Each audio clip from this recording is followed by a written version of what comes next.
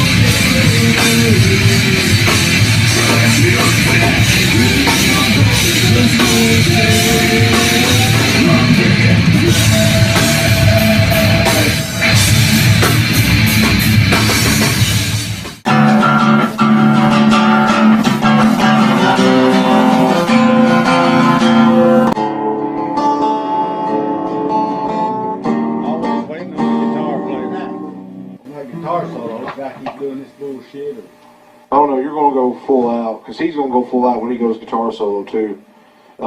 We just got to figure out how we want to introduce it.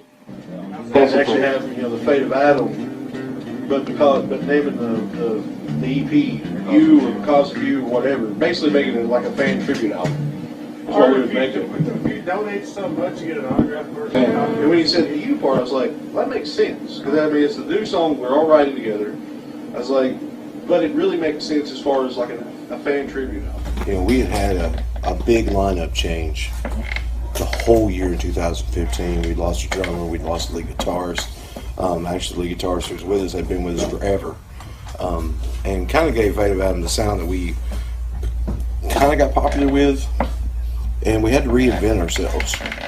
So after we reinvent ourselves and kind of go together, brought in a new drummer, brought in a new bass player. Me and Chris Lowe took the helm at that point in time and really beat out 2015. Like I said, we were on top of the world, touring pretty much anywhere we can go. We were playing almost every single weekend. Had a second rhythm guitarist that we brought in. And then one day I looked at everybody and I said, look, I was like, we need to make an album. That's all we have to say is it's a fan tribute album. And that's what we'll say on the Bigger Climb tomorrow night. The name of this album is going to be Because of You. And it's going to be a fan tribute album. Trust me, he would you can't mute those. Oh, I love setting drums up. Like, get the duct tape and the tampons. I always believe in paying high dollar. I always believe in going ahead, getting a producer, making sure it's done right, making sure there's that fifth ear or sixth ear in the band that's knowing how things should sound. Fucking shit. Give me a 4.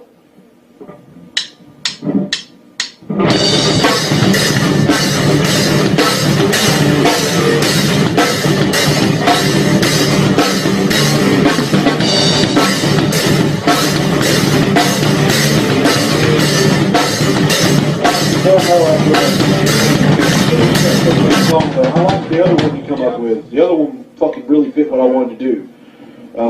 That one. I was just making sure we weren't using where if we are or not. Well, I know where the time to go. I like be that cool too. on the solo. Yeah, I like it later on. I really want that fucking powerful drum by itself. Yeah. And then you can, I mean, literally, whatever he's doing. So we decided we're going to make this album. We start coming up with ideas. We start pitching around. Me and Chris Thomas talked. Me and Chris Lowe talked, and we decided we were going to do a fan tribute album. And the title of the album was going to be Embers of You. Come in for a split second. Whatever, you know. Because we were going to the whole walk up like that, and then we were going straight Working with him on the drums. Because it would be cool if, the drums are just rolling, and even the bass stay quiet. Just let the drums roll for so many measures, and fucking let all of them. And just fucking hit. The snare thing you did, that was on purpose, right? Right there. when you just shut up, you just kind of did a snare thing. Was that a hiccup, or was you doing that on purpose? Just fucking off. Because that really got and released me all 4 on that album to help push that album harder. The Helios is heavy / soft, where all the other soft songs are pretty much soft.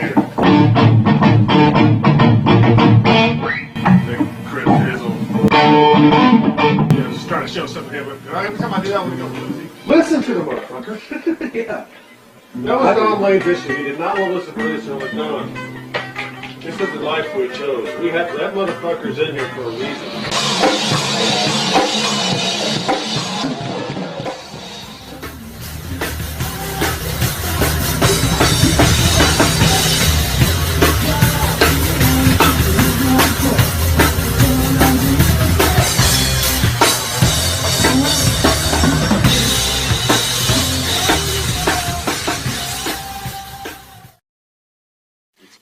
Adam in with me tonight on the 9 o'clock news local edition here on Rock 93.7. I say double C. You've got Chris and then Lynn.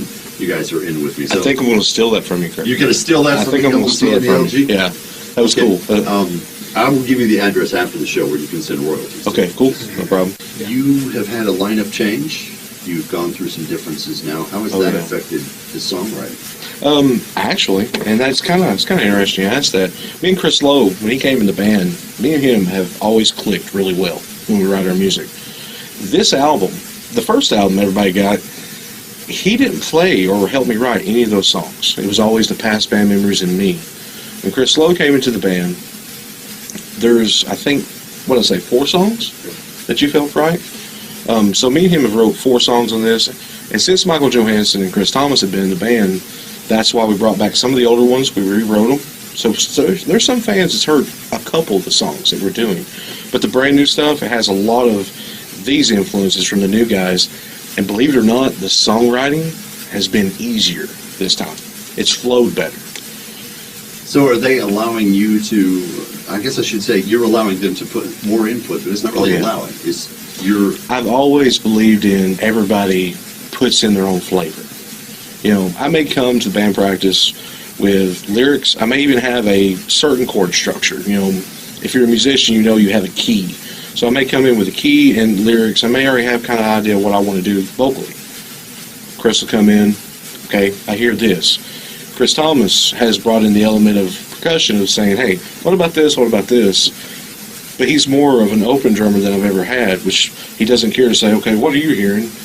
I describe it like like I've got my hands tied behind my back because I'm not a drummer. And he's actually been able to read my mind better than any other drummer I've had. He's doing more than just keeping time. He's actually been, I can't see the quote-unquote melodic drumming, so it actually fits. So we try to stay in the region a lot so we can really build ourselves here. Now, with that said, this April on tour for the whole summer, we're talking Pennsylvania, Michigan, Illinois, Ohio, Alabama again, trying to get into the North Carolina and the Georgia area, trying to really find where the fans are there so we can really get down there and play. So we're going to be doing a lot of traveling as soon as this album releases. Number 4. No, we can't. I don't,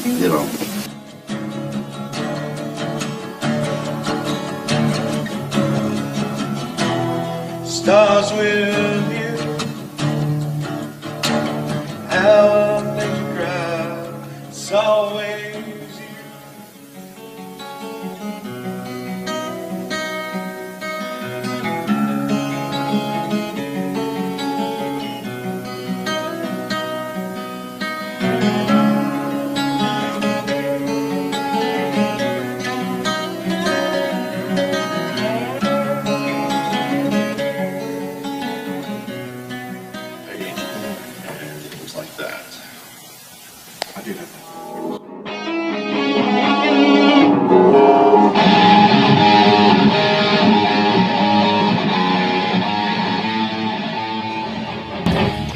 Last night, Chris Lowe left the band on personal reasons. We were getting ready to go to Toledo, Ohio with Wade Paul and Gorilla Studios.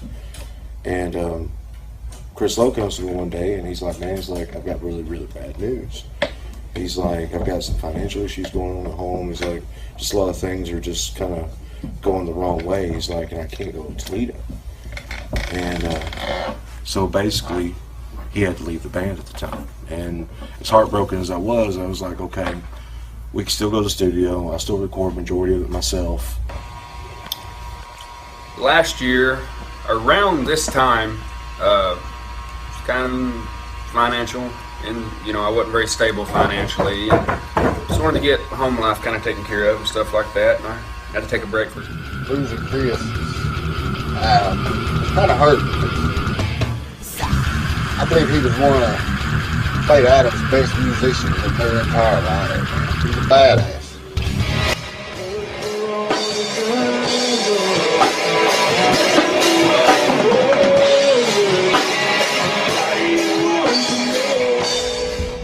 Band went on for a couple more weeks. We'd stopped playing shows at this point in time because everybody knew we were recording an album, and we even went to doing a GoFundMe, doing a fundraiser, and that wasn't doing too great. You know, because everybody, they see it as kind of cliche to do a GoFundMe account. And we went on for a couple more weeks. And Michael Johansson, the bass player at the point in time, he was driving from Chattanooga, which is roughly a 2-hour drive, and decided that he really didn't have the money anymore. And it just looked like everybody was starting to jump ship because I guess Fate of Adam had hit its peak and was going downhill. Here we were sitting on one of the best albums we probably were ever going to write, you know, up to that date. So me and Chris Thomas, we sat back, we got our thoughts together, and we started looking for guitar players. We've never done that before, ever. And everybody in Nashville's going, well, let's stay together. Y'all still want to do your thing? We're like, yeah, we're still going to do our thing. But I'm still kind of the heart and soul. Long story short, we even had our old bass player come back as lead guitarist.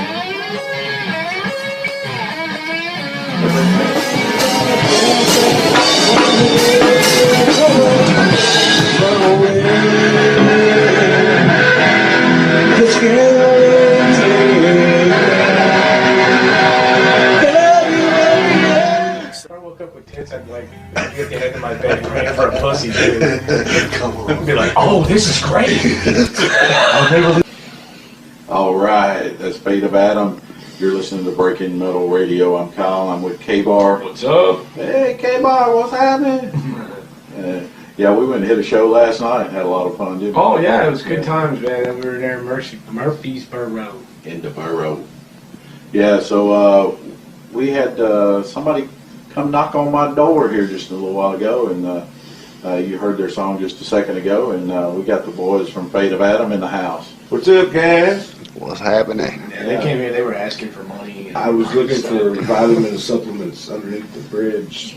Fate of Adam. Fate of Adam. And guess what? They're in the house with us. Yes. Yeah, they snuck in. What about a Roku box just for Breaking Metal, man? I did too recently, like a week ago.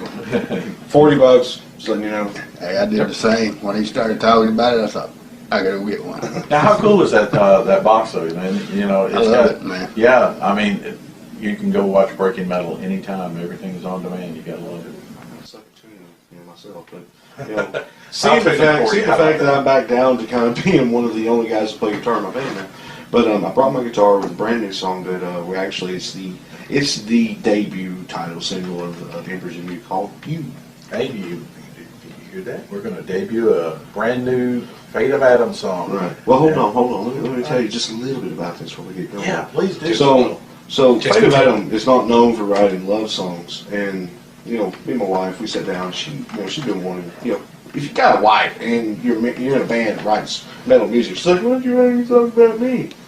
Don't kill me, Kelly. But anyway, that's kind of what happens. And I sat down and wrote this song, but it wasn't just her and mine. I really wanted to write about every fan that really picks us up every day with social media and they get a hold of us. Kyle, you know, you're one of our friends that we kind of made in Nashville, and you've really kind of, you're always there. If I need to talk to somebody, get advice, you're always there. And there, you know, K-Bar, he's somebody new that we've kind of come in contact with. He's cool as shit to us. And so many people, even Killing Grace, you know, Matt Edmonds took us under his wing, and he done a lot with us. Brandon Bell, same way. Colt, all these guys. And sorry if I didn't mention your name. Don't take offense to that, but we've been really helped a lot. So Embers of You, the song You, was meant for those people that really pushed us through some hard times and going to get through even more harder times to get to the top. Oh man, yeah, I can't wait to hear this, man. Yeah. You guys always bring it, man. So it's gonna be good. Take it, Grace. Sing it better. Grace. Stick around. Charm. Breaking Metal. March 14th. Steak and blowjobs. That needs to be oh yeah. Yeah. That's awesome, dude. You've seen my Explorer, right? Oh yeah, I drove over that. Have you ever seen my favorite Explorer, guy? I got an 80. I like a view. God damn, he done fucking cut that fucking man. We're following K-Bar out so we can get out of town a little quicker. Dude, coming down here was a bunch of future.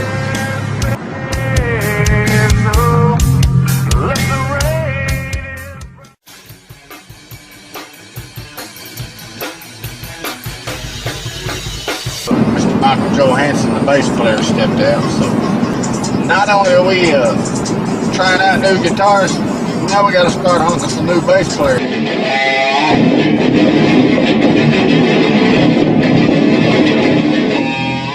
Michael Johansson was playing bass for Fate of Adam at the time, and he had some things coming up, and some life events and some things like that.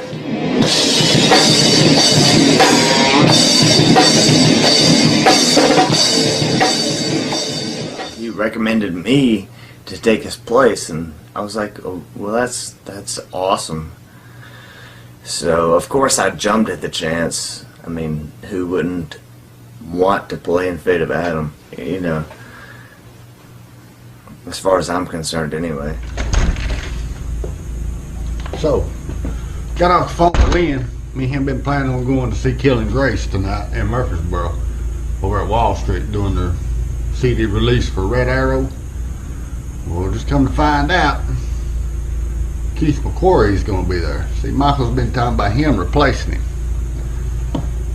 So, we're going to go down there and talk to him, see if we can't get him come try out. And hopefully, we'll get this cat, man. I've seen him play at the Base Off in Murfreesboro down at the Borough. He's a damn good player, so. We'd actually got a hold of Keith McQuarrie. Now, he had hit me up at a show. I think it was Killing Grace's CD release party.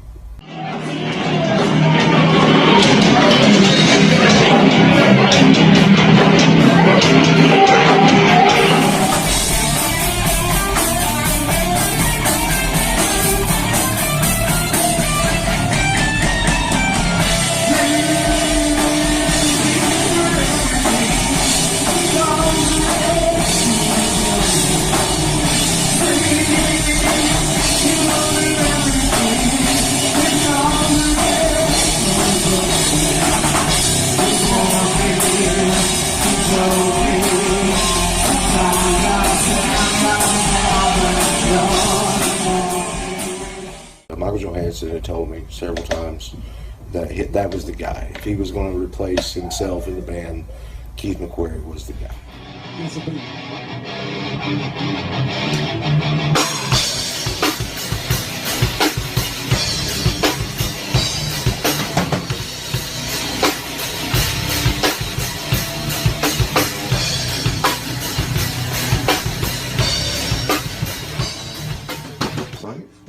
Yeah, okay. I keep asking them the same thing. They keep looking at me, tell me kiss my ass. But we get together. We all sit in a room. We start playing music, and the cohesion is insane. The songwriting, everything. I mean, it's just all. It's on a level that I've never been with anybody other than Chris Lowe in the band.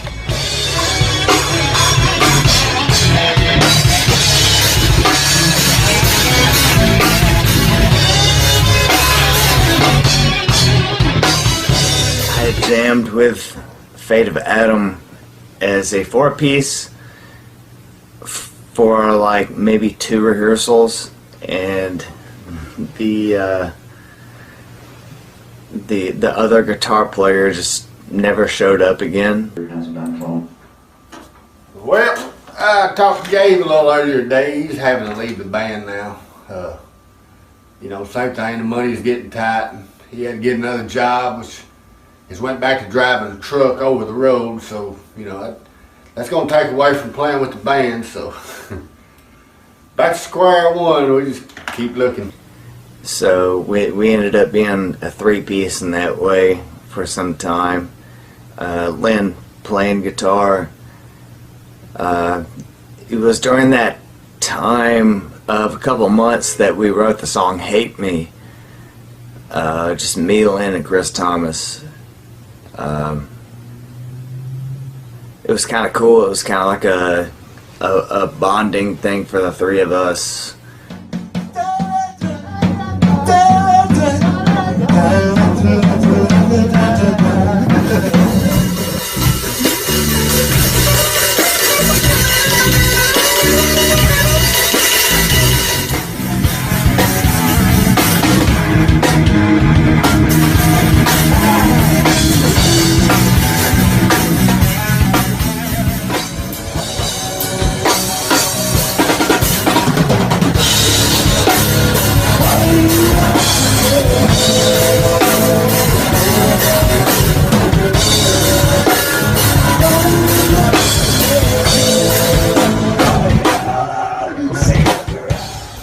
we've already got one song. It was called "You" for the album, and I wasn't giving up on the idea for the album at all. I was still working on it. I was still trying to do everything, but we had to build the band back. We had to build it back together. So for almost a complete summer, we literally sat back. We practiced as much as possible, a couple times a week, and we were getting a hold of guitar players left and right.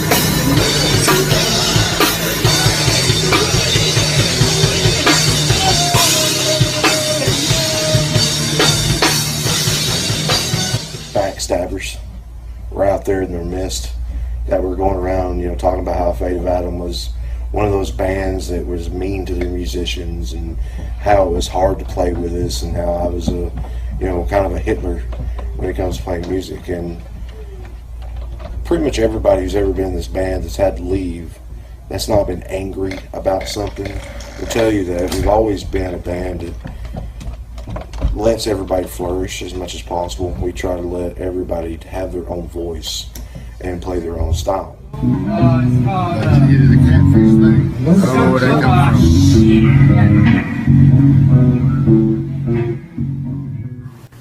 We were trying to get more guitar players into the band, and we were just not having any luck. We had some guys come and try out. They were pretty cool, but they didn't seem like they were on the same page. A blog that got reposted by Chris Thomas. Like I said, we were down to the wire. We really needed a guitar player. I had already picked up a guitar at this point in time, and an old guy or an old prospect that we'd had back in the day when me and Chris Lowe was about to take over right before the other lead guitarist quit. His name was Chris Morrison. He got a hold of us and said, "Hey, I'm still looking for a band." He's like, "I'd love to come down and jam with you guys." Get y'all fuckers here. They're like, "God damn it, I won't play."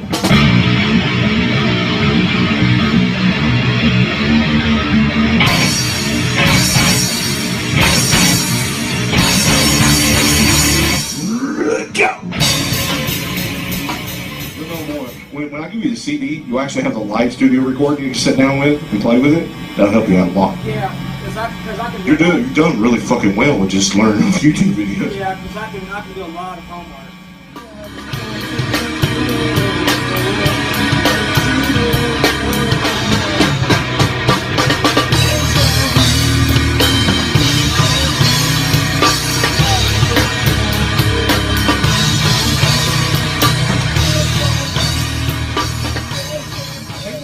Recordings of some of the new material, so we'll make sure we get those to you. I'm all about doing the homework because I preach that to a lot of people when I learn about it. Like, you got to do cover changes and stuff. I'm like, do your homework. I first heard the band 2 years ago, and my brother-in-law was playing bass for him at the time. And I come and sit in on one practice and had a real good time jamming with the guys, but at the time they wasn't looking for a rhythm guitar player. And fast forward a year and a half later, last August, I seen a blog for them up on their Facebook wanting a guitar player. And so I answered the blog and I come down and auditioned for them, and everything went really well, and the rest was history from there.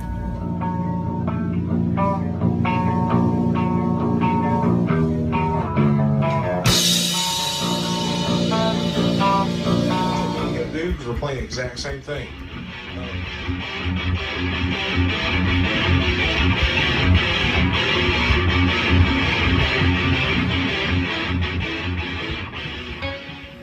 The producer does it twice. He actually does it a different way too. That's the way it sounds the best, I think. But he does it.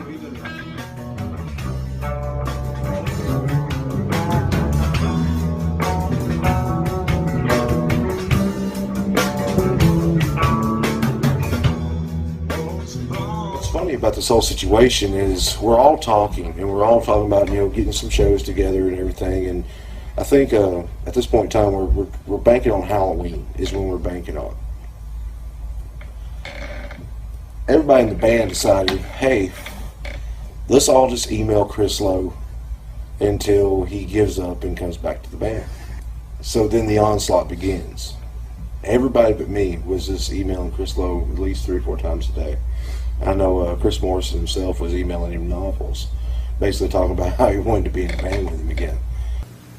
I was posting on all of his statuses on Facebook about, hey, you should buy some more guitars and use them. And I think that's what kind of broke the camel's back, because I know he missed music. He had some opportunities come by, and I don't know, he felt more at home with us. I guess he realized he missed it and gave in and came back to the band, so that was really cool. Chris Lowe is an amazing guitar player. He's really great. He's talented. And that's what he's always been. And he decided to come back home eventually, and Fate of Adam was re-engraved in stone.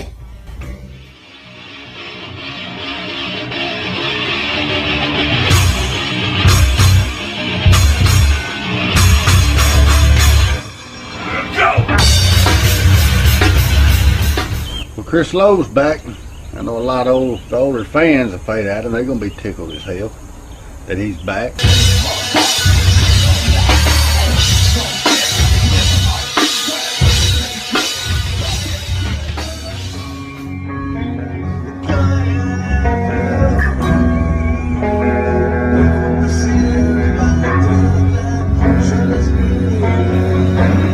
Initially, it was going to be like a year or something before I got situated, and I come back at the end of summer. And actually, I think the away time has made stuff a little tighter.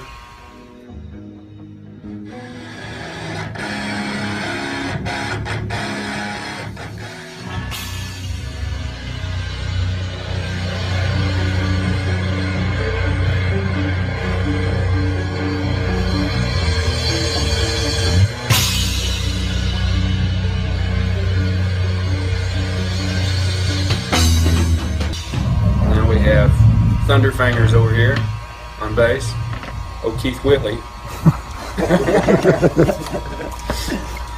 And we got another 7-stringer in the band, which allows me to put it down for a little while. Mr. Chris Morrison. I'm very tickled to have backing up stuff, free me up to act like I'm playing on stage, but really I'm just lighting a cigarette or grabbing a beer. A lot's changed, but a lot's still the same. We still kick ass.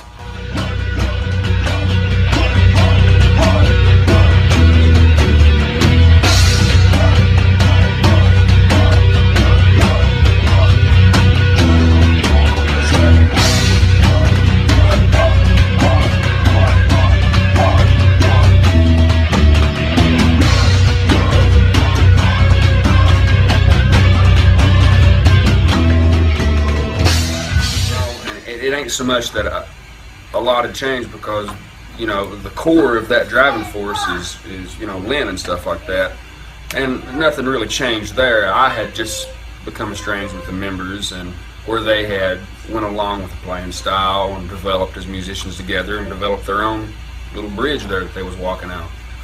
But it felt good this time around. It felt like a lot of the negativity had been released from the band. not per se members or nothing like that, just little problems and stuff that worked their way out. Chris Lowe came back to the band. We did our first show back, which was Halloween. It's so hard because you two guys, man, like every time everybody loves you guys. So do we fight to the death now? Is that the way it's working?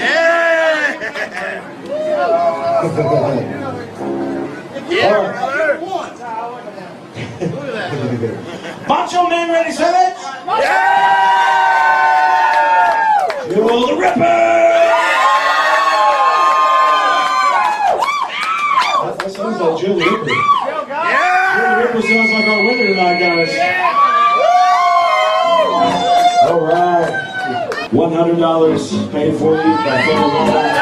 We love every one of you. We hope you enjoy the rest of the show. Everybody's been fucking awesome tonight. Y'all actually stole my heart. This next song is a song that we've had played on 40 states. The song is called Succubus.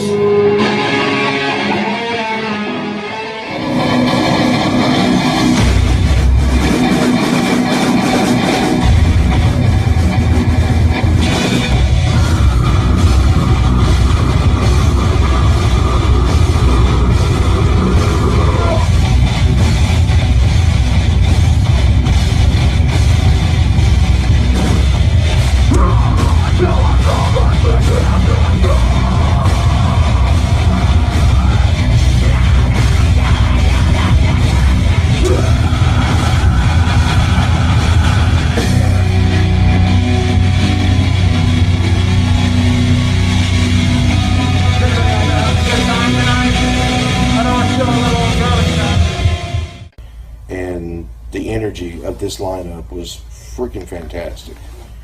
I mean, you could literally cut the tension with a knife. It was just, it was off the chain the whole time. We did a lot of really good promotion for that show, and it was at Daisy Dukes right before they closed down.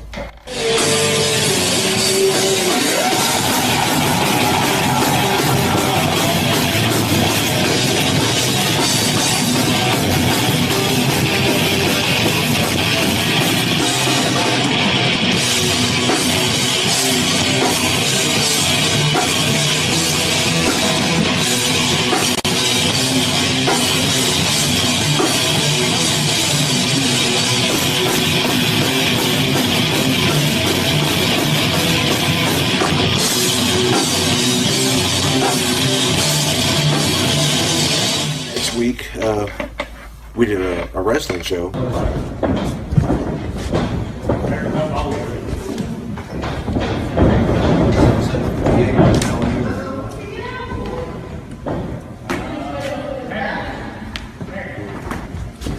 We should hopefully be up and ready to go, dude. I got a way to make you sound better tonight. And then we just knew at that point in time that this was the lineup. This was the one that was going to go the distance at that point in time. This next guy, this motherfucker. I was at a show in 2012. I'm trying to remember where I was at. I was at Main Street. Remember when they used to make you go upstairs at Main Street if you were metal? But if you did like dance shit, you could go downstairs, but upstairs you were metal. I was upstairs and there was, I think Lobo was on the bill. Y'all remember Lobo? Yeah. Those guys are amazing. And a whole lot of bands were there. I think Oblivion Myth was there, great guys. I know, right? And it was just one of those deals. I think, oh shit, there were so many people there. Anyway, I had like a epically bad night. And the first guy backstage that called me was Mr. Keith McCory, and he knew I had like an embarrassing night, just a terrible night. And he grabbed me and he said, "Man, you're better than that. You can do this. Don't worry about this. Let this go. You can do this." And it was one of those pep talks that I'll never forget. And I've always not only loved and respected him as a bass player, but he's truly a friend. It means a lot to me. Ladies and gentlemen, seriously one of the best bass players I've ever met in my entire life. You're about to watch him, Mr. Keith McCory.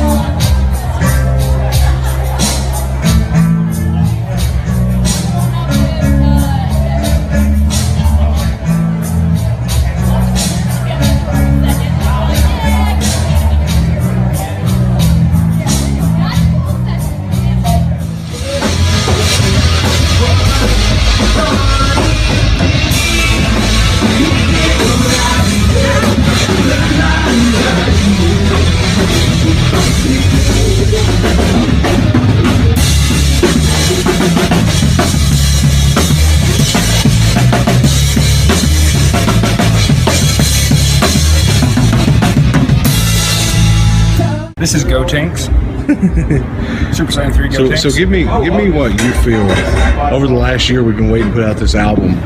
What do you think going into this album, and we're going to leave next week for Toledo? From the heart, just spit it all.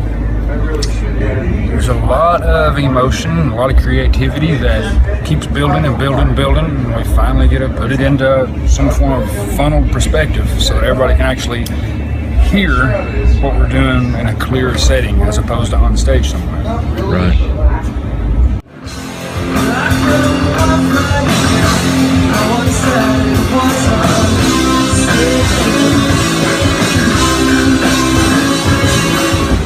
So over the last year, do you think your influences have changed at all as far as what you do with your sound and your style of playing?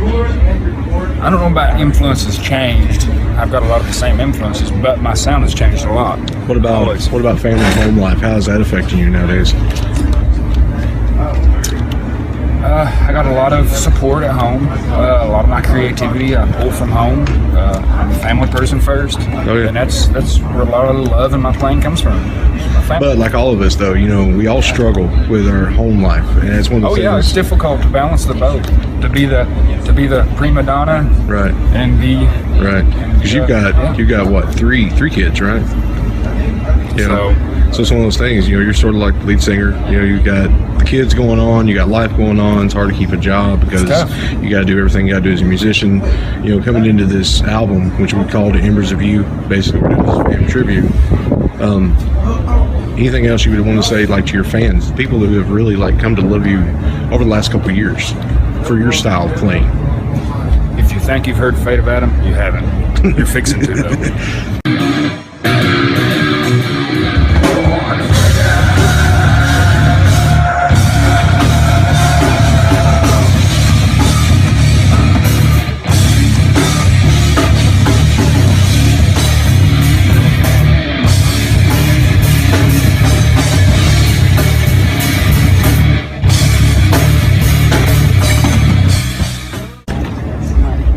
So what is your feelings on the band since you've been around for the whole 8 to 9 years? The Fate of Adam's really been struggling and really putting out the shows and everything like that. Yeah, grown tremendously from the start. In what ways did we grow? You came from babies to adults now. A lot of changes, good changes. Right. Melody-wise, everybody coming together, harmonizing together, and actually becoming one instead of individuals. Right.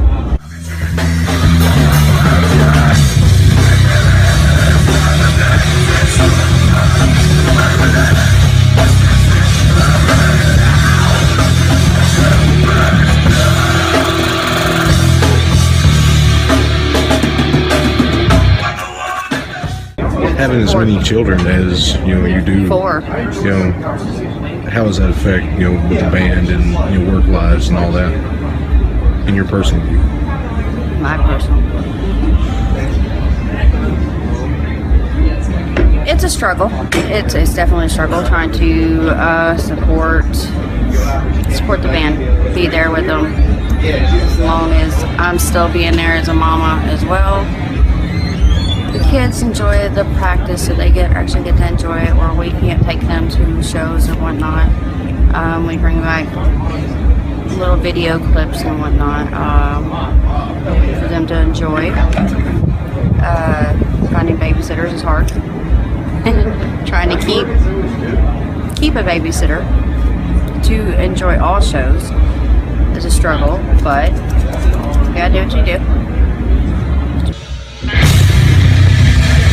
Thank each and every one of you for coming out tonight.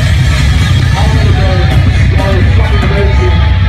We want to thank the end for Dad Space Rack Promotions for putting this on. And let me miles will not do what we do. Comment, Google, Fate of Adam, Facebook, Fate of Adam, whatever you want to do. It's all right there. You can have some crowd. Thank you for staying and party with us. We're going to have a good time.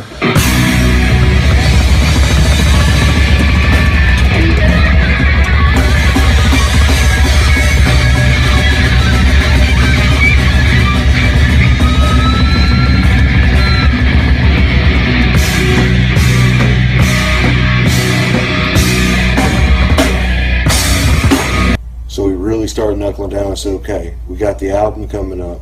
We really want to do this. We really want to get it done. So I started contacting Wade Paul in Toledo, Ohio with Gorilla Studios, which does a lot of dealings with Sony and several other record labels. He does a lot of other management companies. He's in the business a lot and has been a complete fan of Fade Adam ever since he's heard of us from our first EP. So I call him up and I'm like, man, I was like, we really still want to do this album. And he's like, he was thrilled. He was on board. Started posting on Facebook, how he was loving that we were coming from Nashville, Tennessee to Toledo to record with him. But when it came to music, and the way music's always been with me and most of the guys in the band, I mean, pretty much everybody in the band, this is not a hobby for us. This is a lifestyle. This is something we literally get up every day for and live.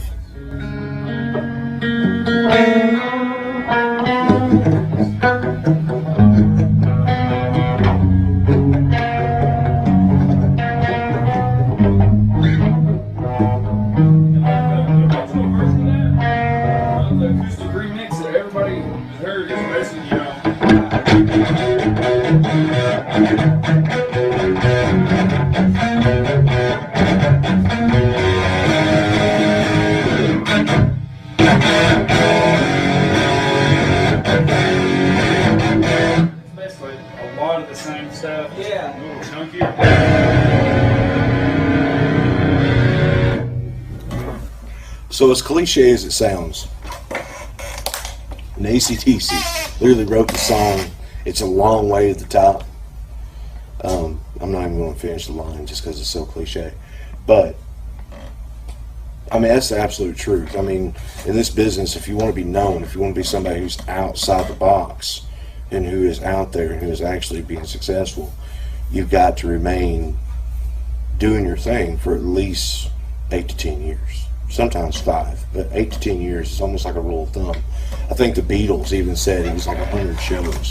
That you took 100 shows before you knew exactly where you wanted to go. So with this band, we decided to get together. We knew we were doing at least 6 songs on this album. That was what we had priced with Wade Paul at one point in time. We were really talked about. We were sat down and we kept writing songs and we kept trying to put together shows.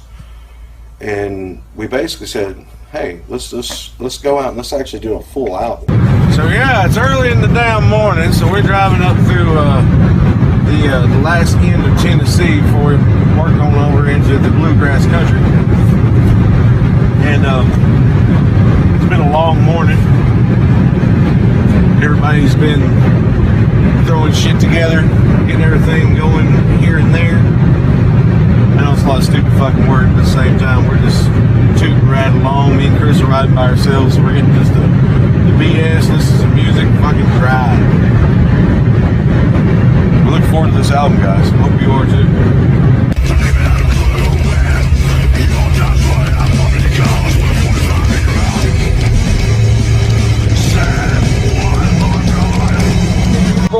Northbound I-75. The tree of all motherfucking trees.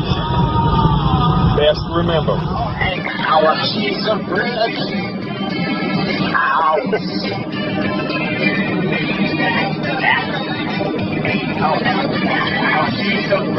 Do 8, 9, 10 songs. Let's do this. Wade Paul says, okay. So for 3 days, trying to do 9 songs, any recording engineer will tell you that's impossible. We learned how impossible that was. Don't get me wrong, it went fairly well. So we get to Gorilla Studios, and meeting Wade Paul for the first time was awesome. I want to try. Some of those are really good too. It's just been a while since the band's done them. I hate it because we're going to have more melodic songs on the album than I want, but no, that's good, man. Yeah, that's really good. It makes it sellable. It does. And more memorable. But when it came down to being a recording engineer and being a producer, he was really good at what he did. One of the best I've met. I got 8 songs. I can't think of a 9th one. Okay. For some reason, I'm going blank. Can I say something? Yeah. I'm going blank. I know there's something out there. You know, because we had talked about Hollywood was going to burn and Dirty Bastard, but that was never worked out. If we did Hollywood, we'd have to be Dirty Bastard. It would almost have to be. We'd have to either do it like we originally done it, which you didn't like the one part in it. That's the only thing we really have to change. I have no solo really ready for hit. A couple of the songs I'm going to write the solos in the hotel up here because I didn't know how I wanted to go with it. Cover. That's what I was fixing to say. I think a cover's a great idea. I just kind of. We're actually got a few songs we're notable. That's what I was going to bring up with bodies. But the surprising thing is that the metal like labels I talked to and that they've all asked me that. Do you got any covers? I'm like, it's a fucking metal band. You know what I mean? We're the last people to play covers, but maybe we should. I mean, we burn it up. Would it hurt us is what I'm asking. It's already got a no, like, and the thing of it is, like, you don't have to get their permission and all that shit. Yeah. Just fucking do it and sell it. And if you start selling hundreds of thousands, you'll get a call from them. Start showing. And then you gotta deal with their lawyers and pay whatever percentage they want. But in the meantime, to not get sued, you just on the album you put, cover by whatever the fucking artist. If it's good, you're making them money. Hell, back in the day, a lot of bands had at least one cover song when it was first coming out and shit. All right, so I'm kind of lost right now for what's going on. Because every song I know we can't record that we can knock out 2 days. See, Release Me is going to be one we're almost going to have to, like one or two of us are going to have to play it, get the drum tracks down and build it. Right. Because me and him know the song really well. He can at least get the drums down for it, no problem. And then Keith can come in with the bass. It's a simple riff. It's something he's gonna get the noodle with, basically. Yeah, and I figured as much that there'd be a couple of tune. That's the thing. It's an older tune that's always needed. Like, it was a really popular song for what it was, but we've not played it in so long. Right. But dude, it's a good song. It needs to be.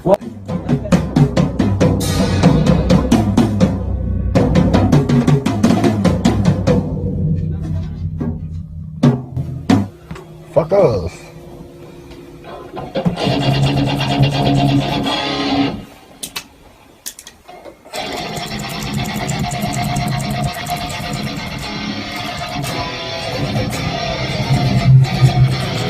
Everybody getting warmed up.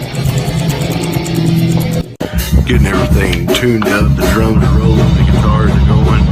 It's about time to probably get the bass guitar going here in a second. We'll do some scratch vocals and all the other stuff. And no smoke in the studio, so I'm at least trying to get some nicotine in before we do this. But dude, this is super awesome. We got up here, long trip, but the drive was worth it when we got here. And it's always awesome when you get to do stuff like this, man. Playing music, doing your dream. Fucking awesome.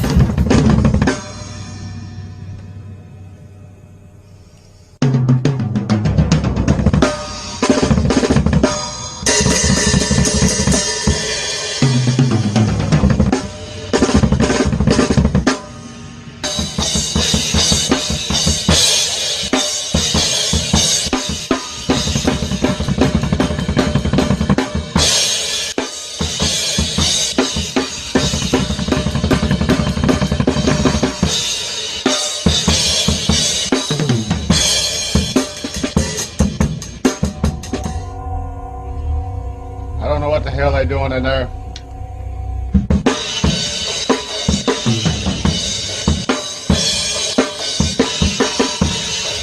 That was fucking loud as shit. I wasn't ready for that to be that loud. I wasn't ready for that.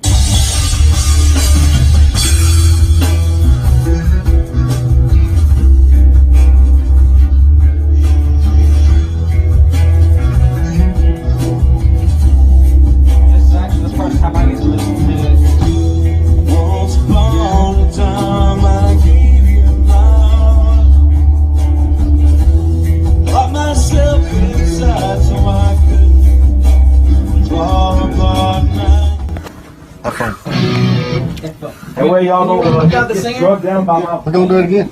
Yeah, Let's play back over that track with him singing, won't it? Or no? No, we're just gonna record it again. Can you do it without the singer? We'll try. I might be able to. Alright. We'll try and see. Oh, and honestly, what I'm looking for in doing that, and like, cause we can track them all out individually if we need to, is just having that bass and drummer lock. You know what I mean? As long as we got that down, then like the guitarist, I'm gonna double them anyways. You know what I mean? So if there's any mistakes in there, we'll ditch that part. We'll get it on the double. But as long as that bass and groove part is fucking, you know, and then we can. Usually, what I'll do is like, I'm all worried about the drummer getting that, you know, your best performance. This guy literally sat down. We tracked live. Everybody tracked together, and we did as much as we could. That way, you know, and we went through and retracked some things. But the songs that we did a couple of the older songs that me and Chris Lowe had wrote a couple years ago. Then we turned around, we had 2 or 3 brand new ones that no one's ever heard.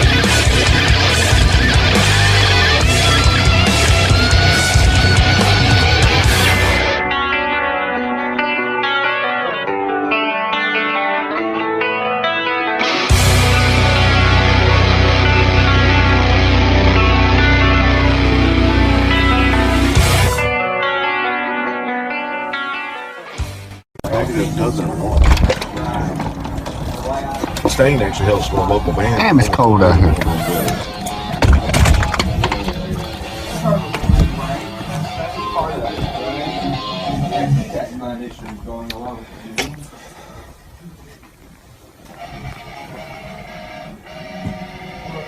Played for 12 hours. See what these boys are doing here. I probably wouldn't have the balls to do it, but I just jumped into it with ignorance. Like, I don't. Shut the fuck up and play.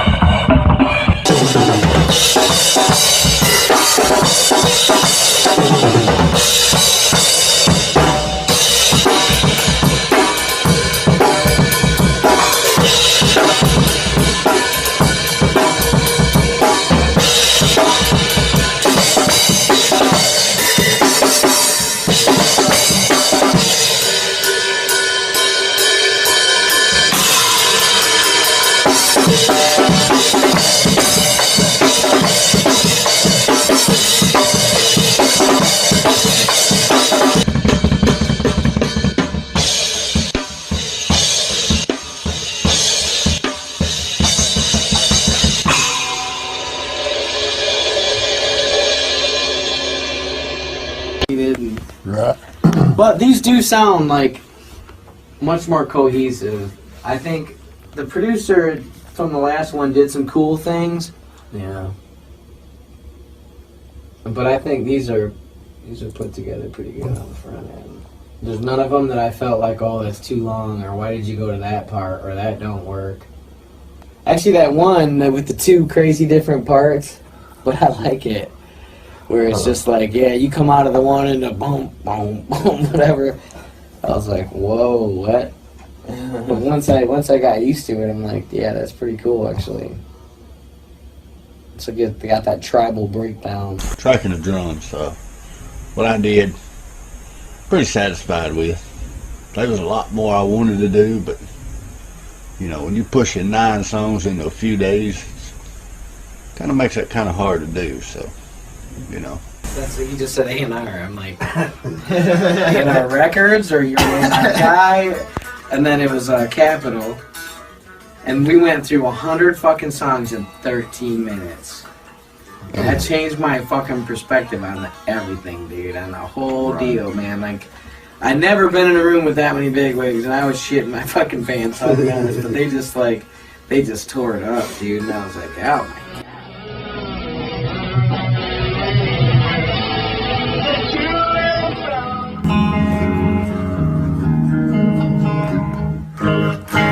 Now, let's walk through the structure of the song while you're playing it. So, go ahead and play your part. We're going to do this twice.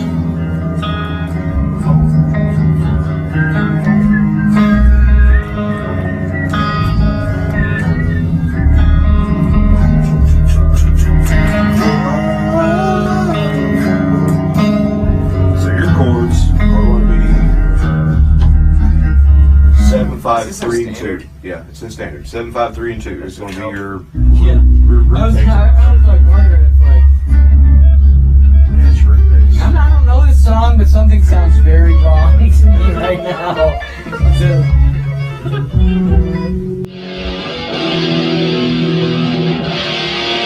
Just make sure my big full chords were sounding good, bro.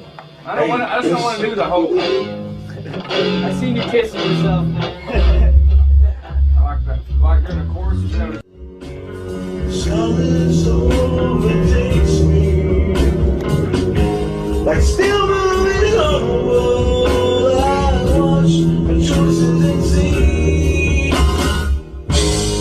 Tell me that my life is not my own to live. My last breath is in mine.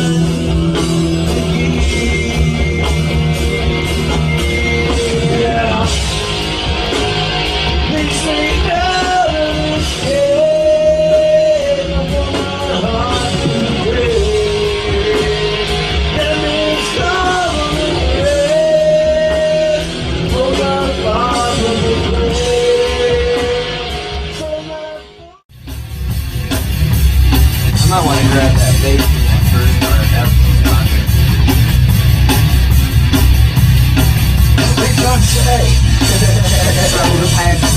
That's yeah, the beginning of this, man, I think we should retrack your bass just because it's just you and the drums. Once it kicks in, it's fine, but it's a little sloppy through here.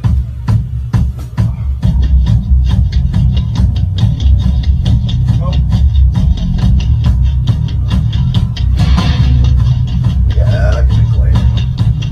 And mostly just like it just fluttered a bit, like tempo. Right. Like articulation is fine. Just tempo. Just and we'll do that as we go along, you know what I mean?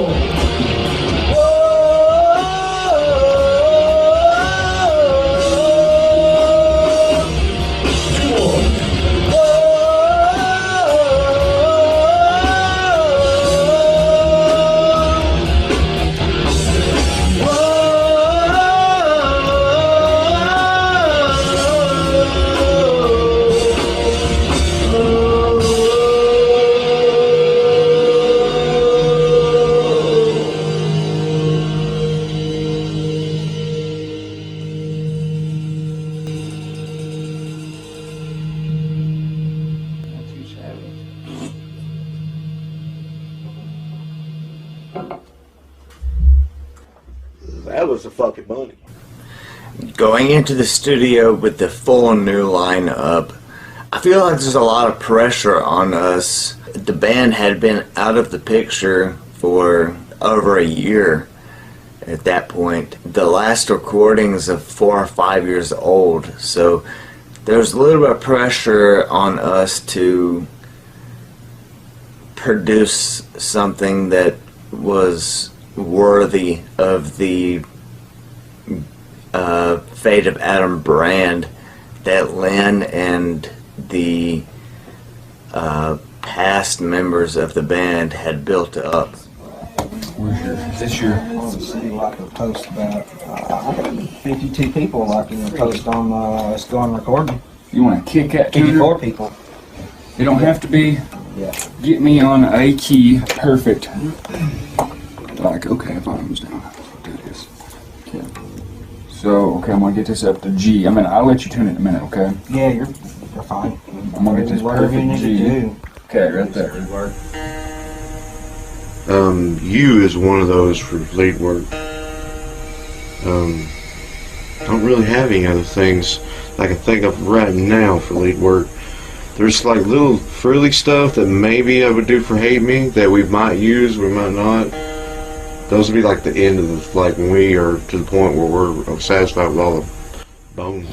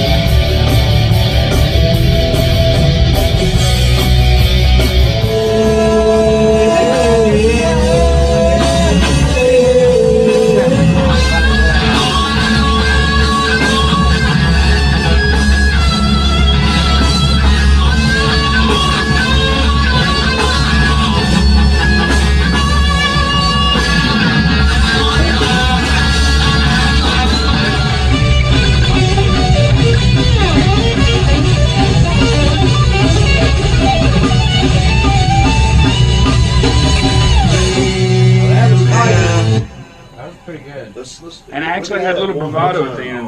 Yeah, Little bravado. That's like, That might actually be a keeper. yeah. I might be able to twink with it a little bit. Yeah, I can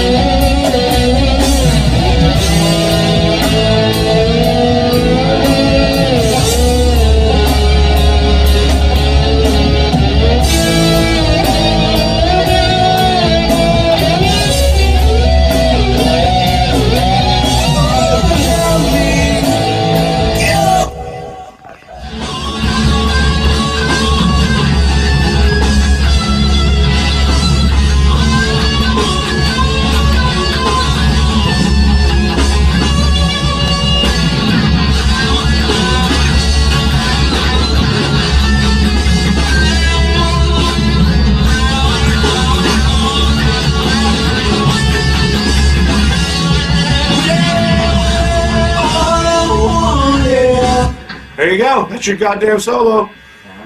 Eight solid. Eight solid. And on the eight, that's it. Some of that eight punches.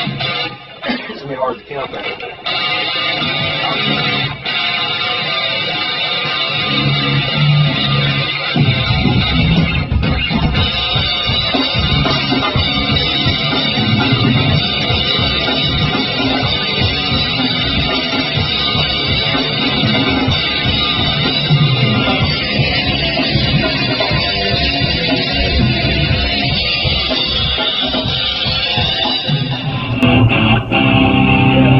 It's 3 hits or 4 hits.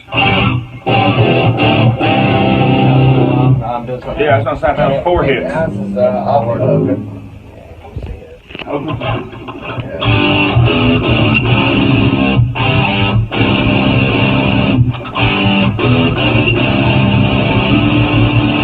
Do you bounce off those ones?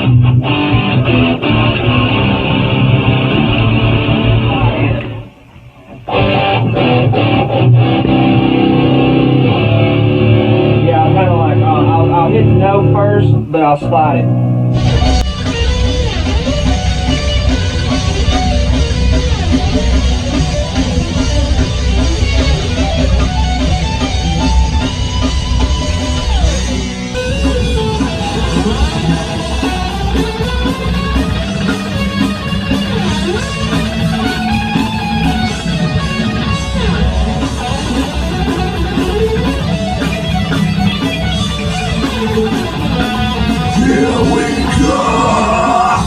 Almost had it. Thank you.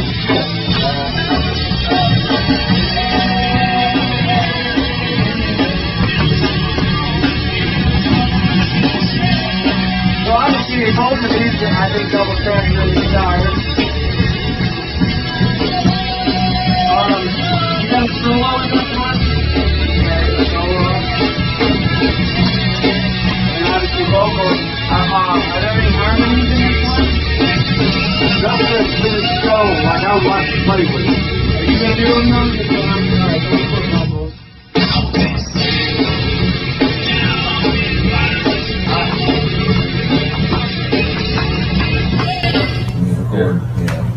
Yeah.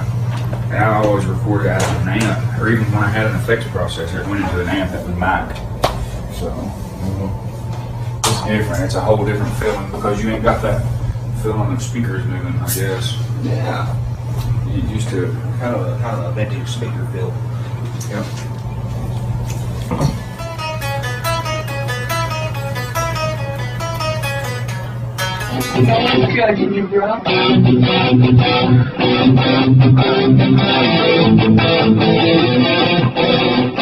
Now, it's how many times? Twice? Or 3 times? It's da-da-da. I think it's twice. I'm considering you kind of the lead. I'm letting him, when he starts playing in a minute, I'll hear the difference in the pickups and we can adjust from there if you want Right, to. yep. But there should be a, now when I play I this just want to guitar make to sure the you stay Epiphone, defined from him. when I play the Epiphone to this, not touching my patch, there's a huge difference in tone. Now, I was hoping that it would be the same there too. Right. But use your ears too, because they're a little more refined than mine on that. Gotcha. But did you say goodbye? One of me, get away as babe. One me, wash away as babe. I let you go and all I wanted was to see the light shining in your eyes, and all I ever needed was a shelter from the darkest skies. And I say I'm sorry for being who Break, get some guitars. I'll come back and do the screams later. Sounds like a plan. Do you want that some room temp water? Yes. Right now. Anybody else need anything? $5. A boys midget hooker. Alright, come on, just put it right here. I need about $3.50.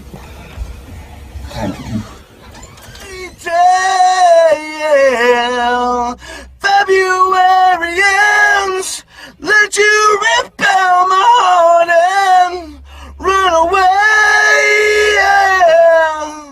Just can't wait till February ends. No, the chorus is longer. They're 2 different parts. No. That was on the chance. There's 2 different chord progressions that are going longer there. Start me in on that second, on that last chorus again. I think I know what I did yesterday. I think it was my fuck up, but I can control it.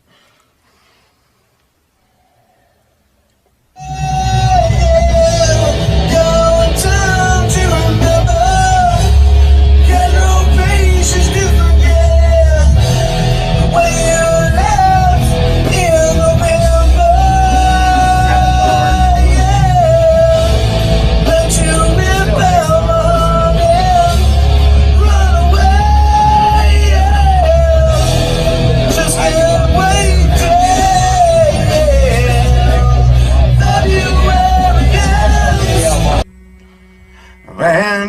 the pain and the hurt you took away.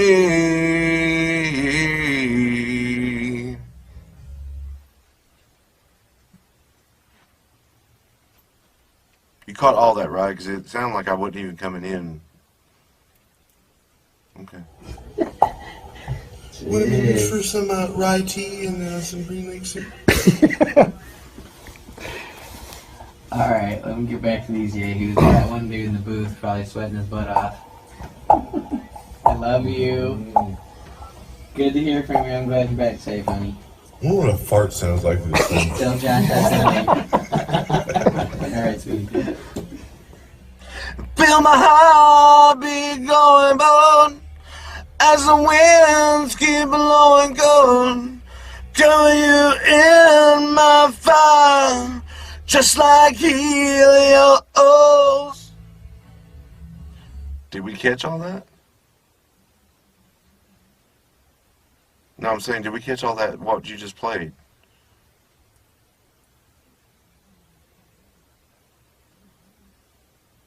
Play that through one more time, that whole last line. I know, I know.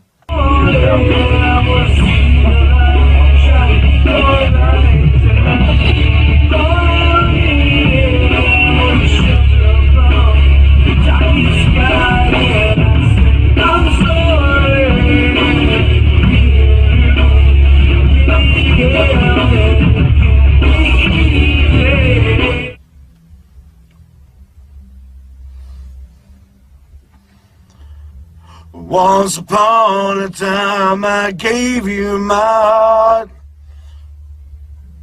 locked myself inside so I couldn't fall apart, and I stood for everything I believed in my soul, yeah. All the love that I gave couldn't make me whole, and I Keep still in my chairs now. got no place to go.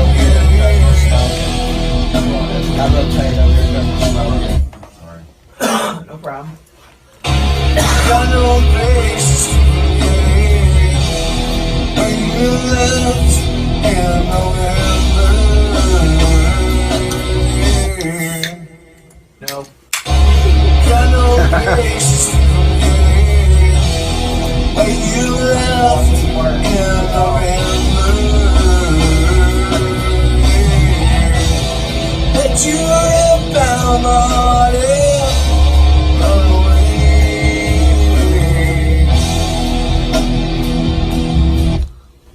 Good. Okay. Watch, like, it's a real, like, I totally get what you're kind of doing, you know what I mean? That it's like that. Most of it's involuntary, just let you know that. Yeah, you just gotta make sure, like, your tone. Time is a gift that really rip you apart. You work your fingers to the bone, it will always leave you in the dark. So if you're beat down, worn out, and need a gentle hand, is anybody out there? Is anybody care?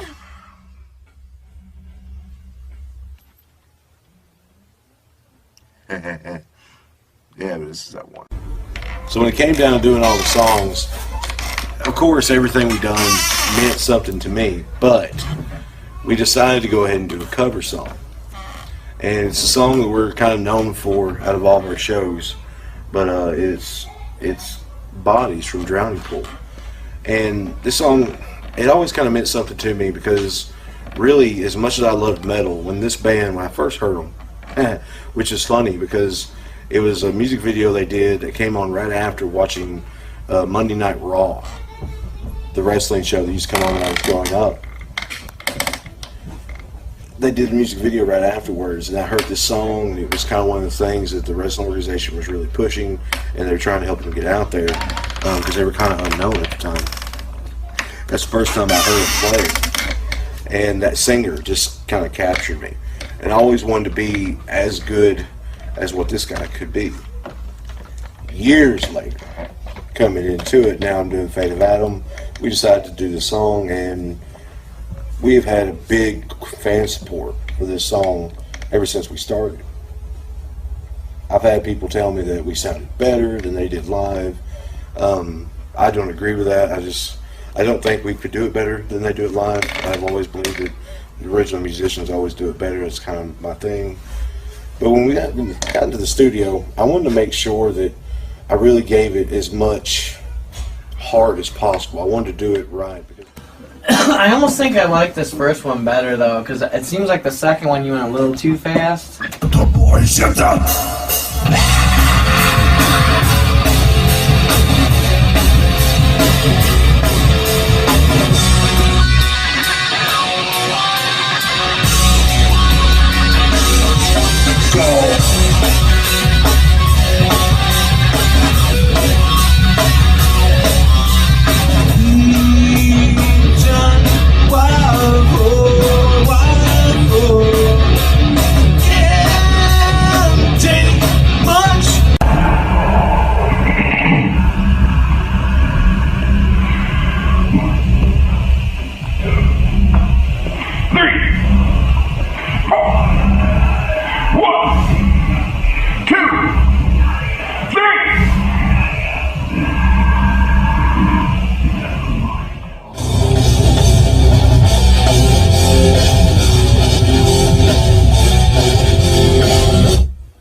Now, can you toggle back in for the other ones? Yeah, where's our let the bodies hit the floor? Huh? Or does that not go there? Well, I'm doing it in two separate ones because it's kind of hard to breathe in between. So I just basically give you 1, 2, 3, and 4, and then just toggle down to a separate track if you want to. I can put it on the other sides. In between the I'm one, two, sorry, I didn't mean to do it that way to you. after the 1, 2, 3, 4, or in between them? It'll go 1, nothing wrong with me. Okay, 2, I got nothing you. wrong with me. All right, I got you. I just got a little confused, but I got you now.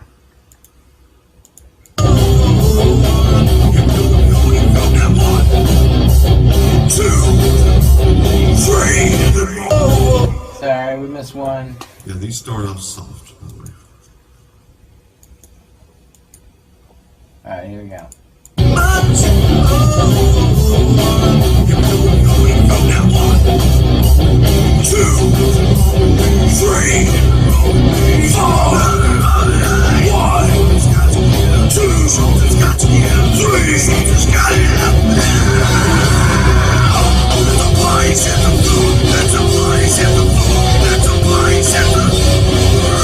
But I know he had passed away right after they kind of hit it big. And I really wanted to make sure that I was tributing that lead singer because I really enjoyed him a lot. And I gave it everything I had in the studio. I mean, I'm talking as much of a scream as I could ever possibly give, and blew my vocals completely out. I mean, I literally couldn't talk for almost a week because I gave it everything I had for that one song. Something's got to give. Something's got to give. Something's got to give. That was the biggest moment for me in the studio. And I think even the band felt it that day when we were singing it because of the power that was coming out of that song.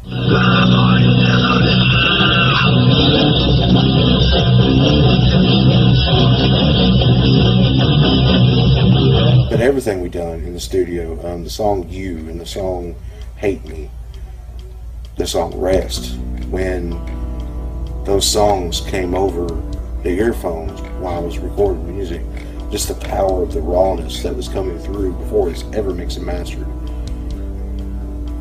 almost brought me to tears. Just the sonicness, the sonic, power of it. That's why I know when this album hits, it's going to be something pretty great. It's something we've never done before. It's going to be live. I mean, it's a live tracked album. So, all in all, I can't wait for the release when it actually does happen. I see a lot of good things coming forth with this album because, I mean, we kind of don't have the ability at the moment to get out and get our product out into people's ears live-wise because we're kind of stuck in this area for the time being. Not that we couldn't get stuff out of state here and there, but we got families and stuff like that we got to take care of first financially before we put all that money into touring. But this album allows people to see who we truly are and get that out to a market and a different area all around the world. So once those people hear that and they realize what we are, what we're capable of, the direction we're going, what we bring to the table that's entirely different than any other band, whatever genre it is, soft through heavy. It's that backbones, meat and potatoes music that we're the Rocky Balboas, we're the underdogs of this right here, and that's basically what they're gonna feel and see, and they're gonna realize the scene needs it. And when the right people hear it, we'll get the right backing, and that's where it's gonna take off. Because we've took care of our families first, and let the music get out there and do its own work. It's gonna be nice. I see no ceiling to it, none at all. There's no limit. So I'm sitting in Gorilla Studios listening to the rough tracks. So I started getting pretty excited, man. Wade puts his magic on this album. Maybe we can get this thing out and get it to different areas. Kind of get out of the whole playing in Nashville all the time, man. I mean, because the scene in Nashville is falling off. I mean, I've even been out and watched some of the bigger bands, like you got Killing Grace, Vampire Bleach Bomb, Oblivion Myth, Bridges to Burn, Valhalla, Piranha, bands like that. I mean, there's a lot of good bands in Nashville, and the scene is just slowly falling off. I'm hoping this thing right here is gonna help bring some of that back, maybe get us out to other places where there's a scene, shit, see what 2018 is gonna bring. What I really like about the album is it's got a different variety to it. It's got a couple songs that's really heavy, really hard rocking, then we got a couple just good rock songs, and then we got a couple songs that are slow. It's just got a good variety of stuff, and that's what I really like about the album. I think the fans are expecting something pretty big out of this new album, and having been a fan of the band before being a member, I think that the fans are going to get what they're looking for off of this new album. I do.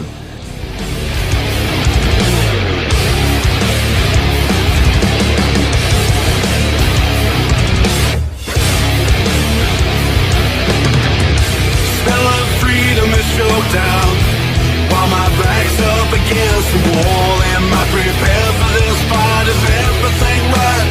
Good checked at the door. Sinners is in, went too far again. On the left is my pride, and on the right is my sin. Take a look and open my eyes to walk out of here. Is the pride.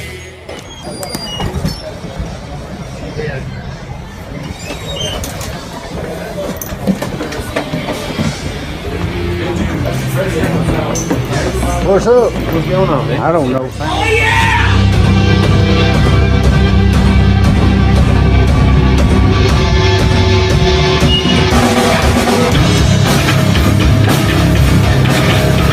I feel too, but I don't want to be obvious. How you feel? I was running the soundboard right here for your interview.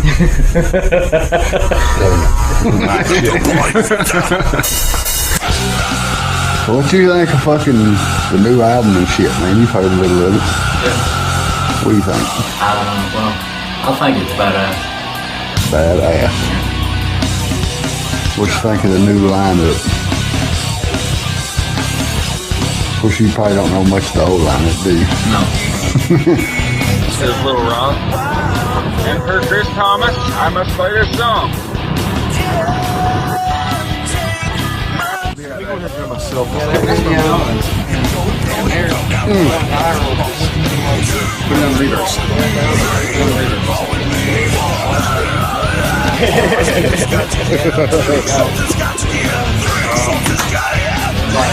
I'm trying to film here for a documentary. Your ass walk us through here.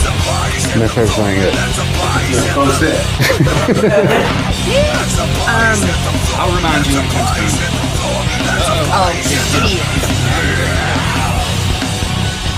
Oh, I pulled out the phone. They took us. Look at my wife. I don't know.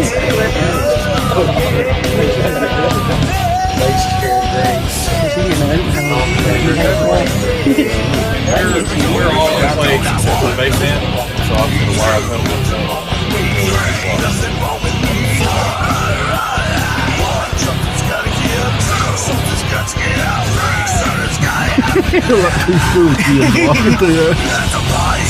Oh, it's heading to a break.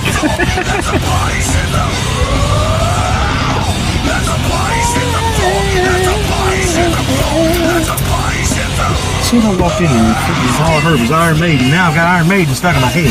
Well, it's better to everybody.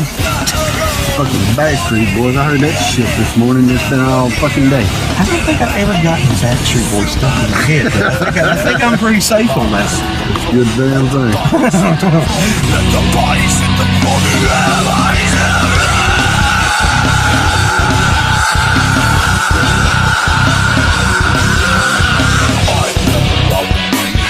Nothing wrong with me. Nothing wrong with me. Something's got to give. Something's got to give. Something's got to give. Let the bodies hit the floor. Let the bodies hit the floor. Let the bodies hit the floor.